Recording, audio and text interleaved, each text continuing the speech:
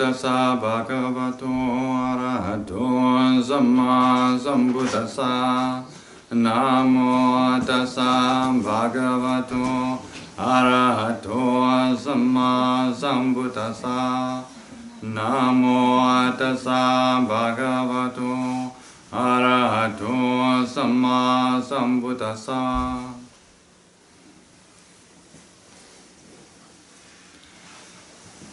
Good morning, everyone.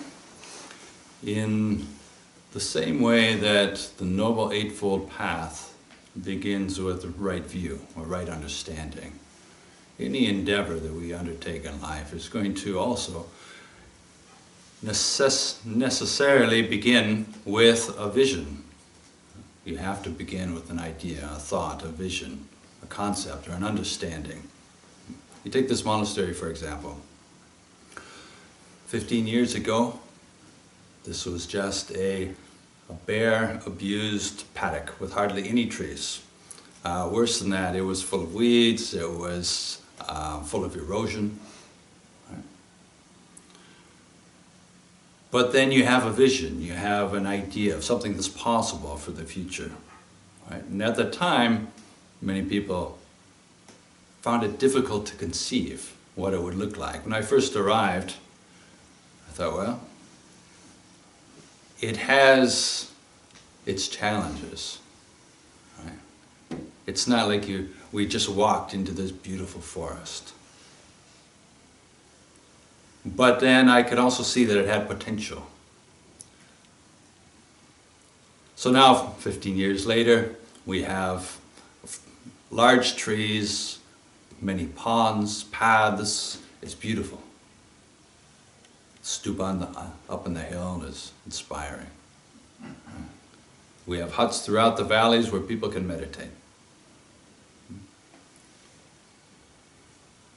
So in the same way, in our lives, you think deep states of samadhi, states of enlightenment. It's like visualizing some finished monastery while our minds and our hearts are still in a very rough state. We may still be in a state of an abused paddock, right? Overgrazed, a bit eroded, a lot of weeds growing. But then you have to have this vision. Right? If you think, well, this is the way it's always going to be. If we came to this piece of land and thought, well, it's pretty ugly, but we'll just live here anyways, and make the best of it. Well, that's possible. You can make the best of it, and you come to learn how to accept what's there. But right view has to be accompanied by right effort. Right? Every aspect of the Buddha's teaching has to be accompanied by right effort. So from the very beginning, simply giving rise to an understanding, a view of the future, a view of what is possible. Based on our understanding in the present, you can visualize what's possible in the future if I put the effort in the right place. So after 15 years of effort, after 15 years of planting and planning and building and organizing, and now people come and they see this very beautiful, tranquil, peaceful place that is just regularly a benefit to people. And if you hadn't been here 15 years ago, you would have really no idea of the transformation that's possible. And it's the same thing with us, same thing with people. We may think, oh, we're in a rough state, or someone we know is in a rough state. But in the same way, within 15 years, you can make radical, positive transformations to a piece of land based on a vision and combined effort.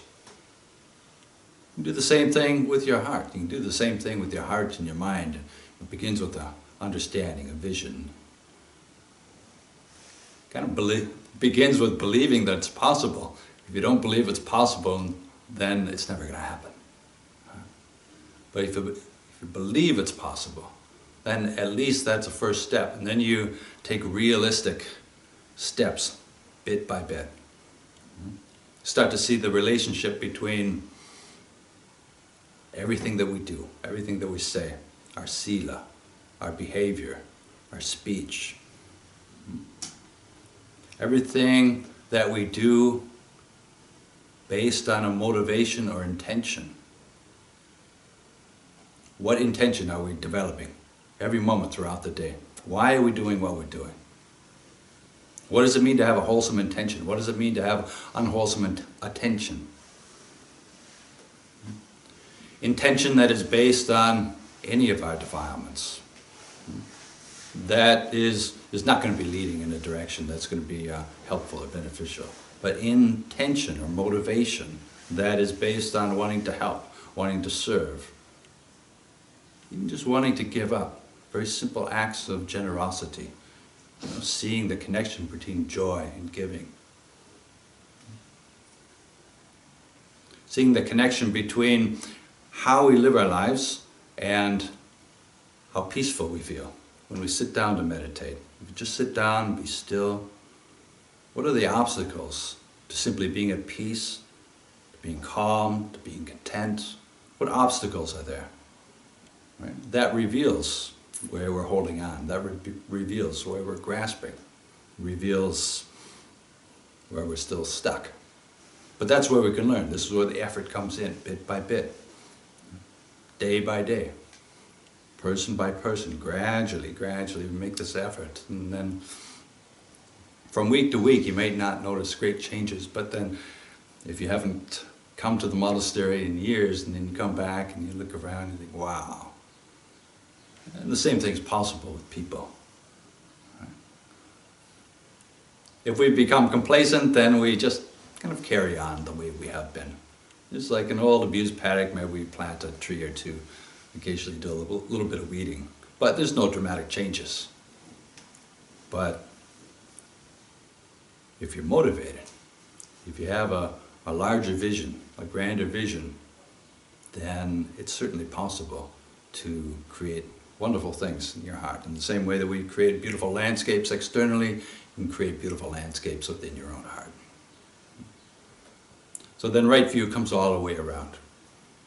Right? Everything we do, developing clear awareness, that gives us more and more understanding of ourselves. More and more the understanding becomes refined. The perceptions become more and more aligned with the way things truly are. As we do that, our mind becomes more peaceful, it becomes easier to meditate, it becomes more joyful, you get more joy that's coming from within. As we get more joy arising from within, it's easier to let go of the other things, all the things that we seem to be obstacles or attachments before. So, oh, got happiness coming from within. The happiness that I was looking for is actually here the whole time. And gradually, our peace of mind and our understanding and our wisdom develop together, go deeper and deeper. So this is the meaning of Vimutti, liberation. Liberation is the freedom of the heart. So I'll offer this for your reflection this morning.